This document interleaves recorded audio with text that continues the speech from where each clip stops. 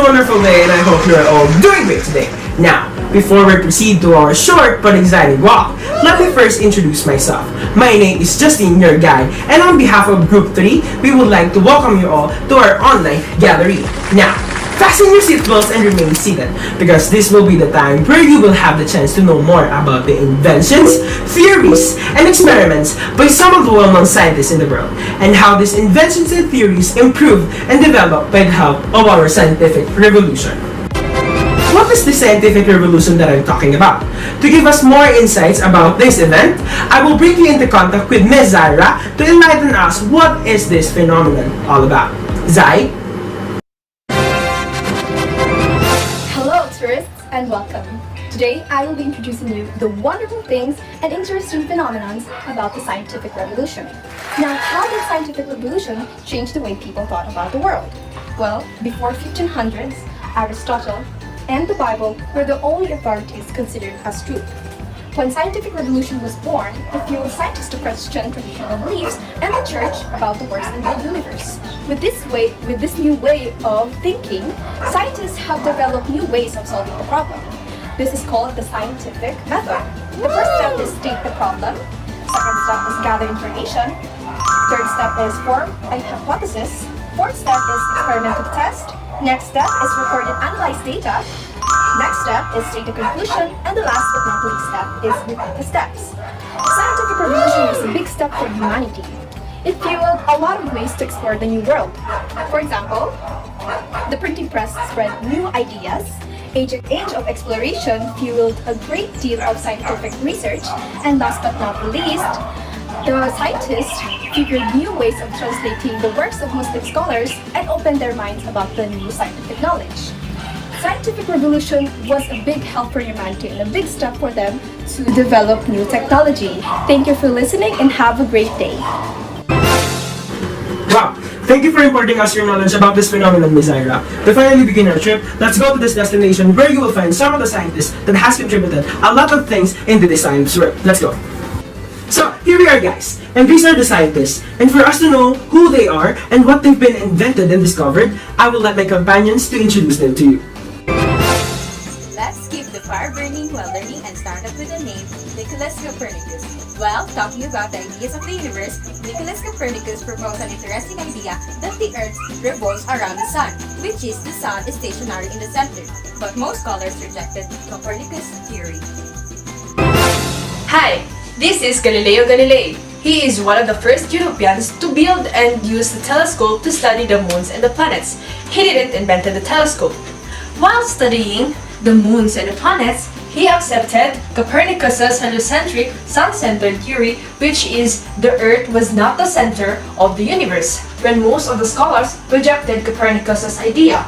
After that, the church convicted him of false teaching, and he was questioned and forced to confess that his idea was wrong. But why would the church try to prevent his idea to becoming popular?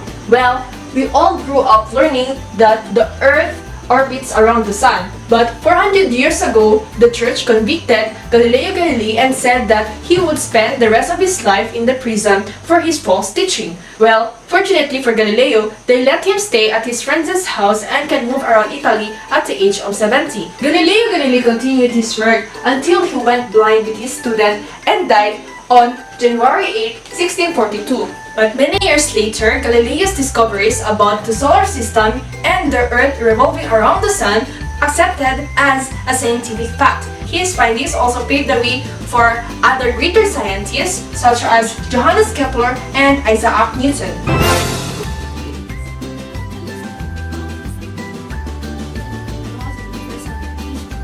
What does Apple have something to do with that? It all started the late summer of year 1666. Isaac Newton was sitting beneath a tree, contemplating the mysterious universe. Suddenly, an apple fell from the tree. He got curious and started asking himself why the apple fell straight down rather than sideways or even upwards. Did you know that the tree still exists until today, which is known as the Newton's apple tree located in the United Kingdom? As time passes, he understood that the very same force that brought the apple falling towards the ground also keeps the moon falling towards the earth and the earth falling towards the sun. he discovered laws of universal gravitation. So, partner, can you explain Newton's law of universal gravitation to the tourist? Sure, partner, but first let's ask the tourist, what exactly is the law of universal gravitation?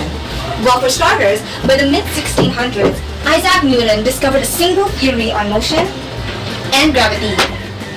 Newton's discovery states that every object in the universe is attracted to every other object. It means that all particles of matter in the universe are attracted to each other. It also means that a force similar to the apple and the earth was applied to the motion of all matter in earth and in space. It also means that a force varies directly to the product of the masses and inversely to the square of the distance between them. That is why in the story the apple fell to the ground, because there was a force of attraction between the apple and the earth. Another example would be the moon orbiting around the earth. But did you ever wonder, why does the moon fall and crash into our planet's surface like the apple? Well, the answer to that is quite simple. It's because the earth exerts a pull around the moon to make it continuously move in a circle rather than making it crash into our planet's surface. Well, the answer to that, the pulling force to that is gravity. And that is the law of universal gravitation. Oh, so this is Galileo Galilei, Isaac Newton, and Nicholas Copernicus. Thank you guys. But before I go, I would like to introduce to you to the one last scientist that we have here in our online gallery. So here he is, guys, and for you to know who he is, my group mates will introduce him to you. Do you know this man? The father of modern philosophy. Famous above all for saying, "I think, therefore I am." You're right, this man is radical. He believed that tradition should not be accepted as the truth, and everything should be doubted unless proven by reason. He then started shifting his thoughts from what is the truth to what can I be certain. Then, Descartes relied on mathematics and logic. He showed us that he could solve previously unsolved problems in geometry by converting them into simpler problems in algebra. He represented x as horizontal direction and y as vertical direction.